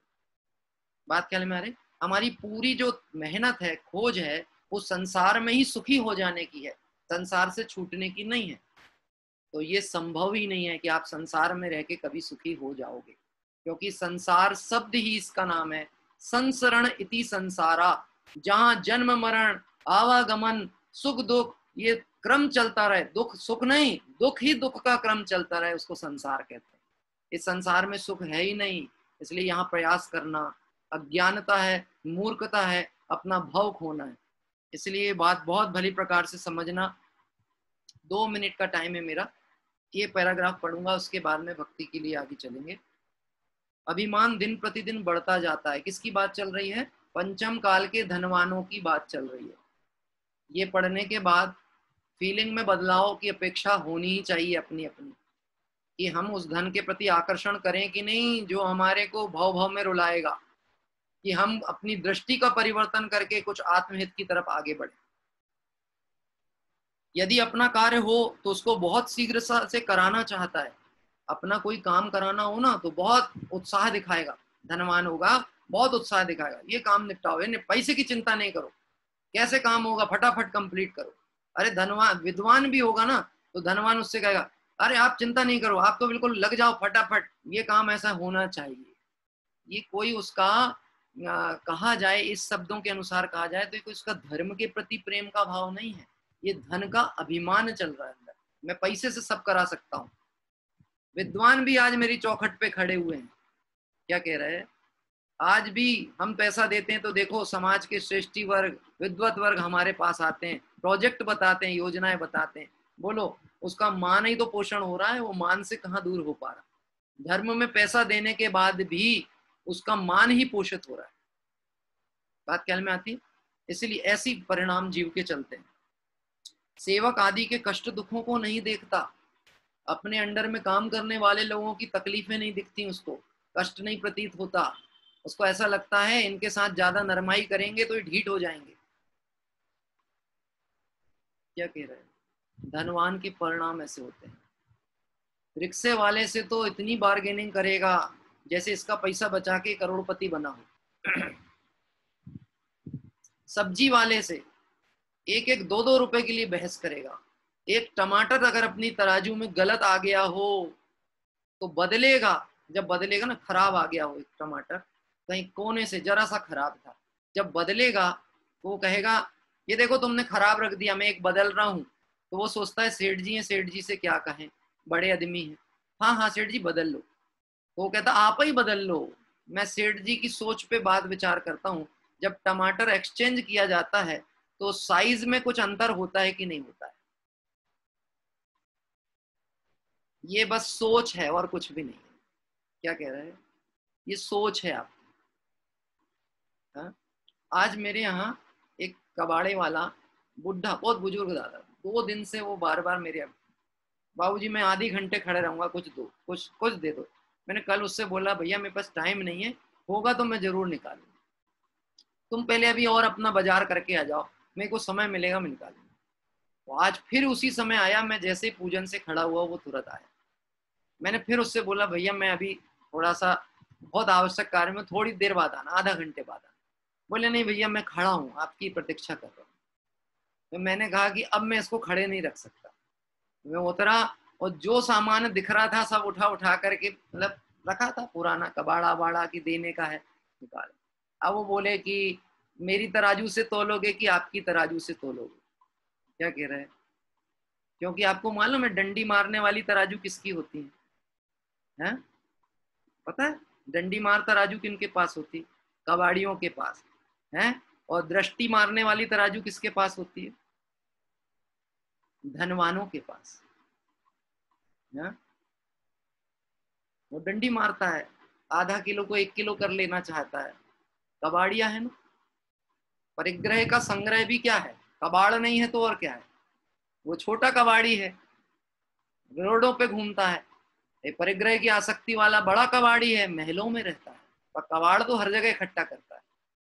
तो वो उसने जब सब नाप लिया, तोल लिया, सब कर लिया, मैं दे दिया, था ही नहीं, ज्यादा ही नहीं था। बोले कितने पैसे दे दूं आपको?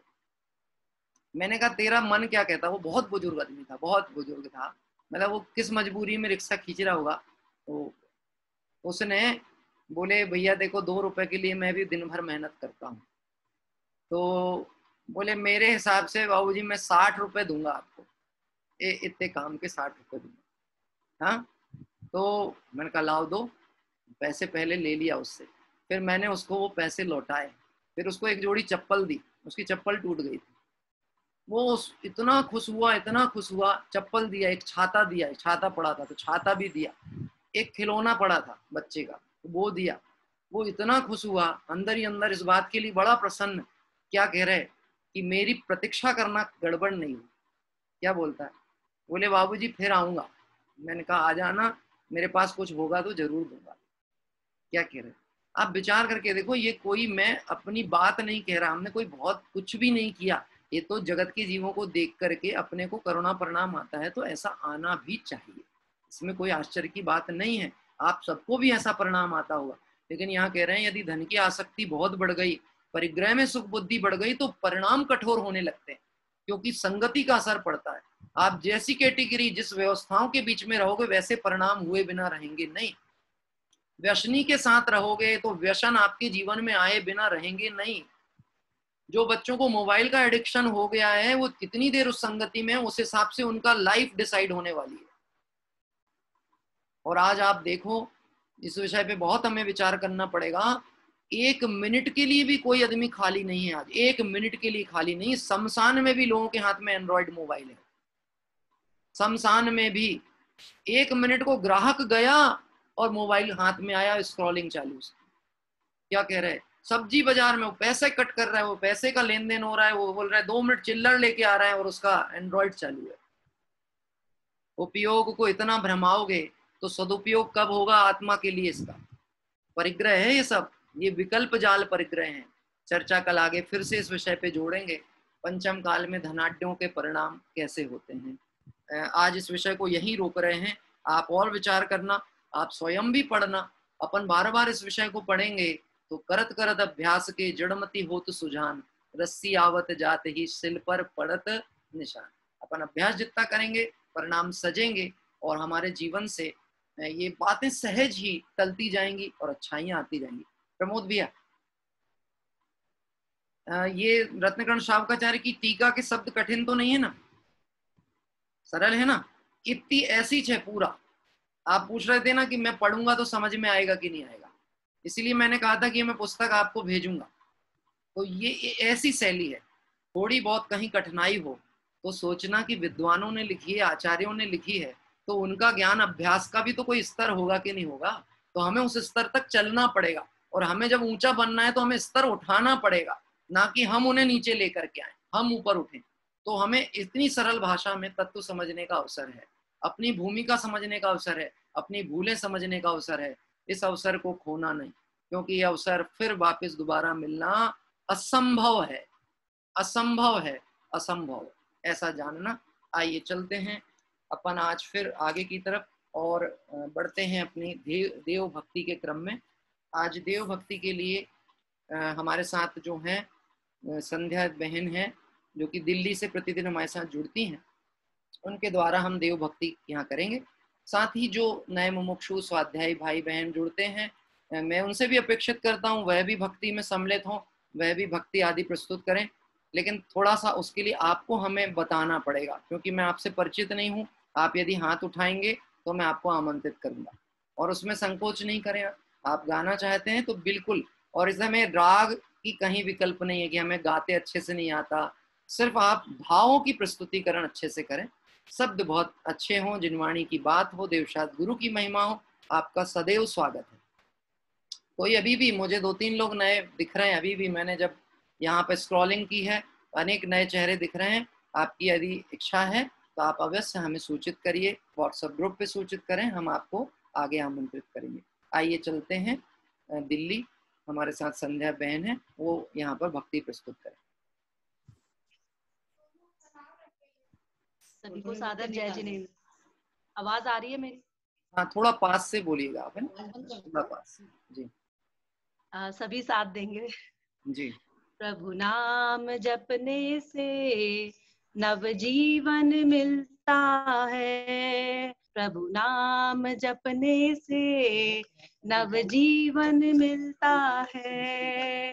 तन मन का मुरझाया उपवन खिलता है, अंतर के कोने में एक दीपक जलता है, प्रभु नाम जपने से नवजीवन मिलता है। श्रीपाल प्रभु गुण गाकर, हा गाकर तूफान में भी पार हुए थे सागर, चंदन बाला दर्शन से देखो पल में मुक्त हुई बंधन से।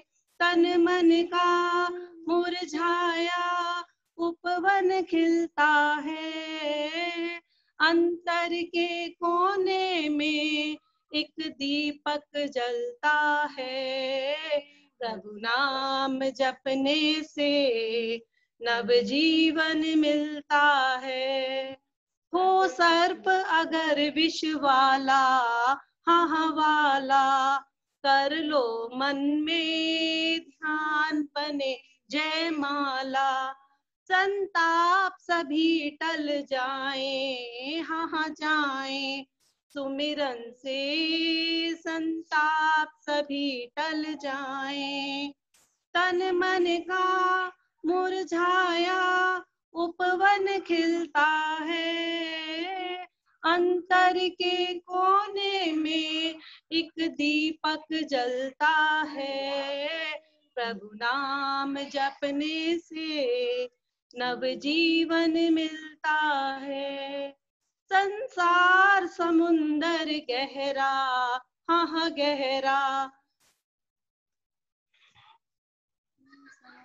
समुंदर गहरा, हाँ गहरा, कर्मों का हर और लगा है पहरा, सब छोड़ जगत की माया, हाँ माया, ले लो मन तुम वीर शरण की छाया।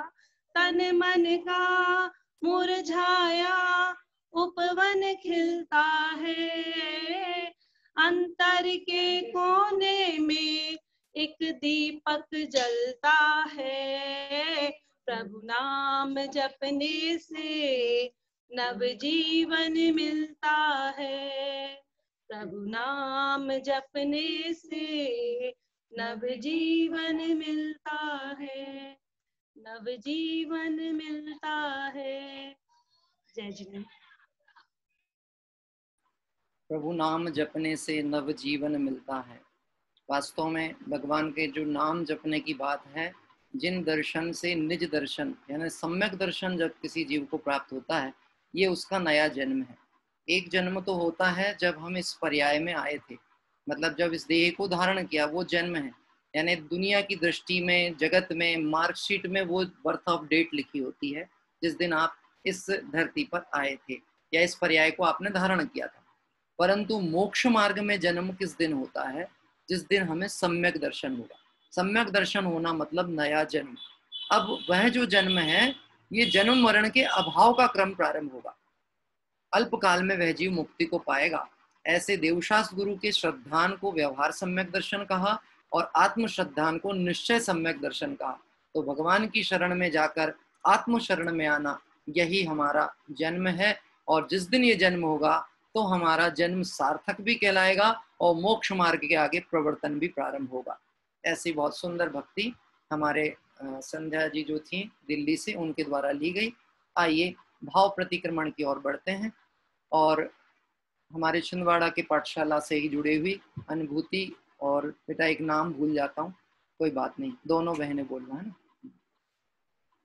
माइक अनम्यूट करो, माइक के पास में बोलना।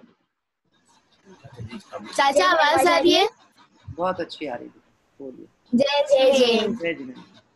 हे अरिहंत प्रभु, हे अरिहंत प्रभु, मुझसे मन वचन काय द्वारा, मुझसे मन वचन काय द्वारा, कृतकारित अनुमोदना द्वारा, कृतकारित अनुमोदना द्वारा, संरम्भ समारंभ आरंभ द्वारा, संभ्रम समारंभ आरंभ द्वारा, क्रोध मान माया लोक द्वारा, क्रोध मान माया लोक द्वारा, प्रमाद इत्यादि विभावों द्वारा, समाधि इत्यादि विभागों द्वारा, इस भाव में या पूर्व भाव में, इस भाव में या पूर्व भाव में सच्चे देव शास्त्र गुरु के अभिनय हुई हो, सच्चे देवशास्त्र गुरु की अभिनय हुई हो, व्रतों में अतिक्रम प्रतिक्रम अतिचार अनाचार दोष लगाया हो, व्रतों में अतिक्रम प्रतिक्रम अतिचार अनाचार दोष लगाया हो, एक इंद्रिय से लेकर पंच इंद्रिय तक एक इंद्रिय से लेकर पांच इंद्रिय तक किसी भी जीव की हिंसा हुई हो,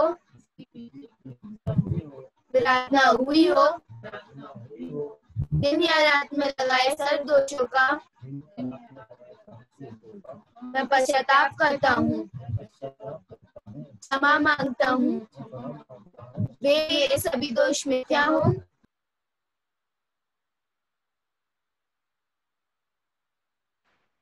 मैं मुझ में रहूं, इस प्रकार मैं इन सभी दोषों का प्रायश्चित करता हूँ। ओम नमः सिद्धेभ्यो।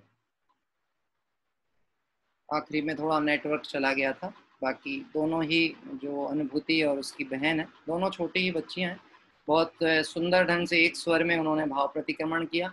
हमने बच्चों को इसलिए इस कार्य में बोला है बोलने के लिए कि उन्हें वो प्रतिक्रमण पाठ आदि याद हो। अभी उनका क्षयोपशम बहुत अच्छा रहता है इस समय जो चीज़ें उनके हृदय में बैठ जाएंगी, ज्ञान में बैठ जाएंगी, वो उन्हें जीवन पर्यंत याद रहती हैं। इसलिए अच्छी चीज़ें जितनी जल्दी उनके अंदर जाएं उतना अच्छा है।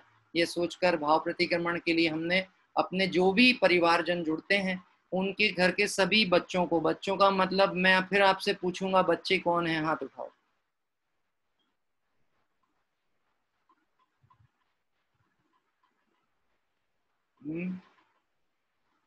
हमारे दुलीचंद जी साहब हाथ उठा रहे हैं।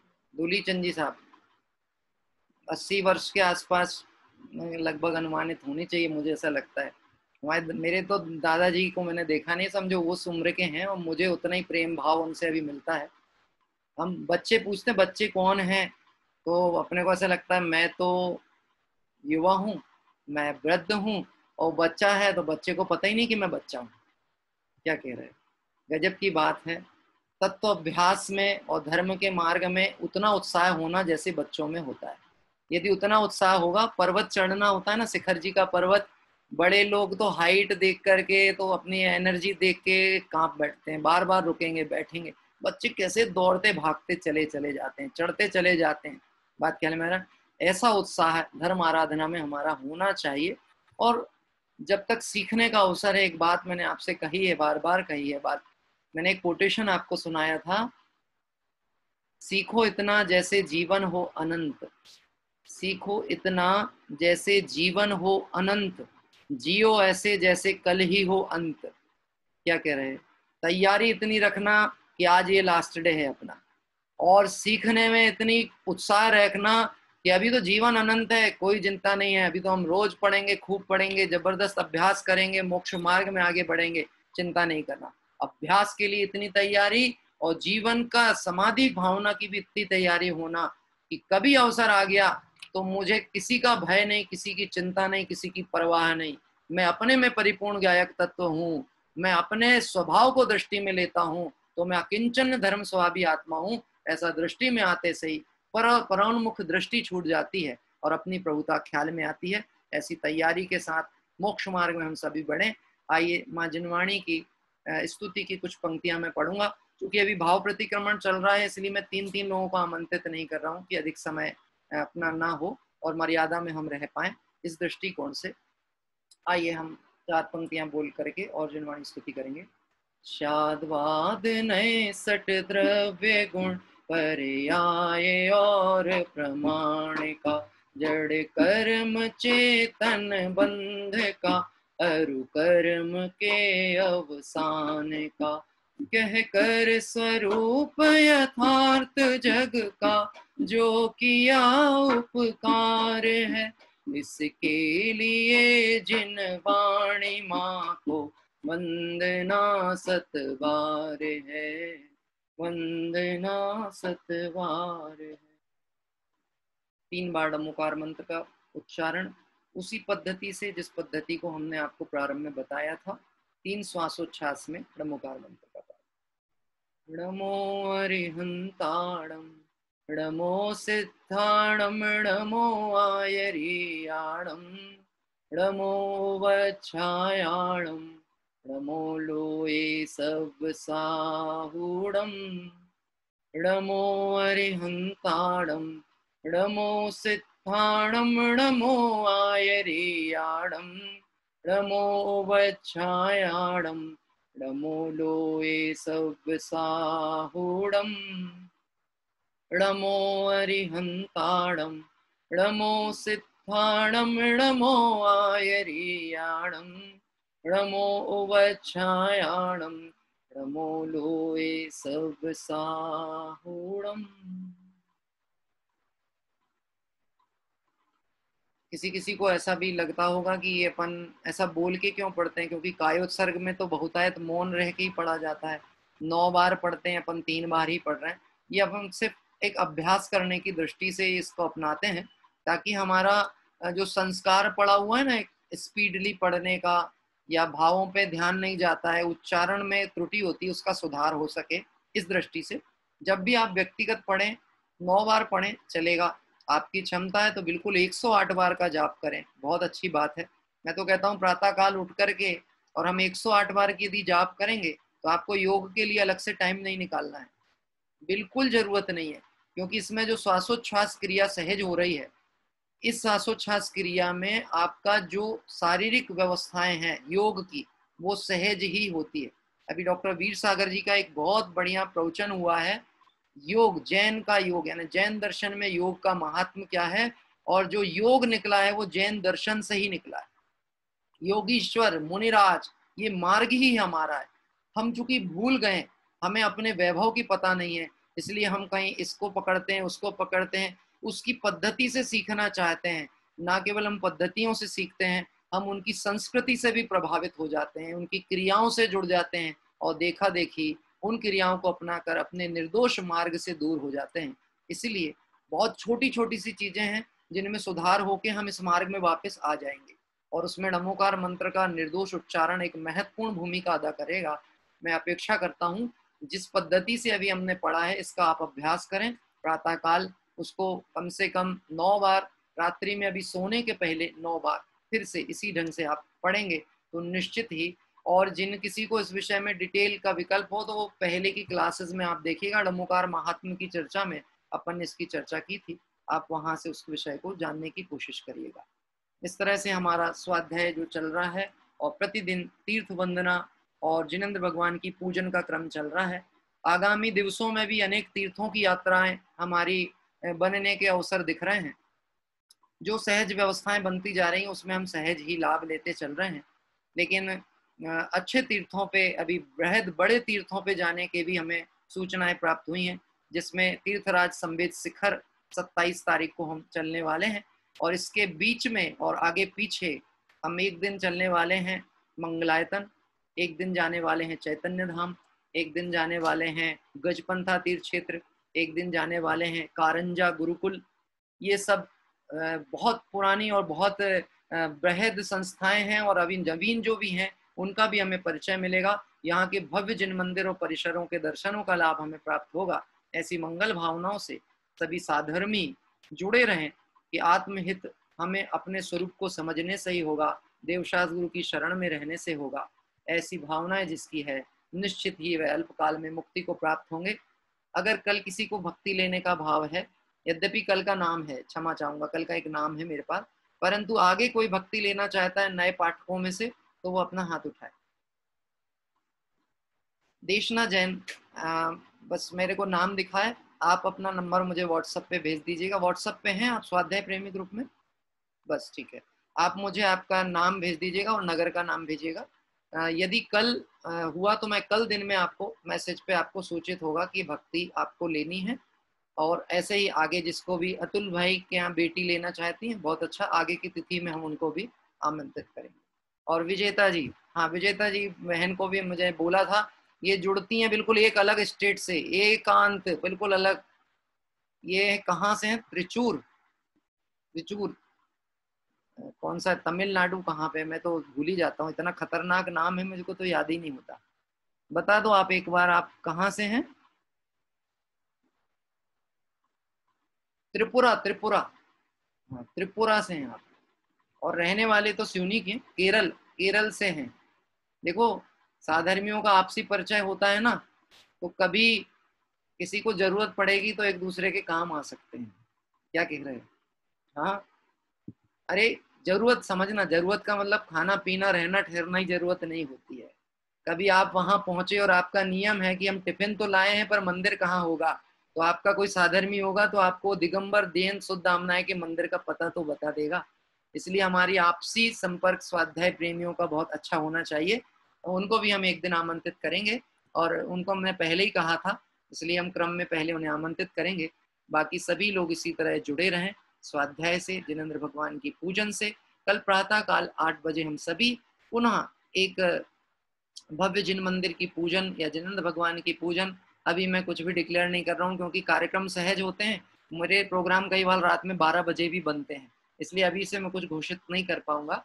पर कल प्रातः काल हम सभी उत्साह के साथ देवशात गुरु भगवान की पूजन में जुड़ेंगे। तब तक के लिए हम अपेक्षा करते हैं। आज रात्रि में नमोकार मंत्र पढ़ के कौन कौन सोएगा? मालूम मेरी आदत ऐसी जैसे मैं पाठशाला पढ़ाता हूँ, है ना, तो मैं पूछना चाहता हूँ, ऐसा नहीं कि हम तो पढ़ते ही थे, पढ़ते थे तो अच्छी बात है। प्रमोद भैया, नमोकार मंत्र पढ़ना है रात में 9 बार आज, बहुत अच्छा। नमोकार मंत्र पढ़ के सोइएगा, और वैसे ही वाला पढ़ के सोना जैसा अपन पढ़ते हैं, बिल्कुल धैर्य से बैठ करके पालती लगा के 9 बार, 9, 3 बार तो अभी हो गया, रात में 9 सोने के पहले, बहुत अच्छा, ठीक। आइए कल प्रातः हम सभी मिलेंगे, तब तक सभी आराधना के इस मार्ग में लगे रहें। ऐसी मंगल भावना से विराम लेते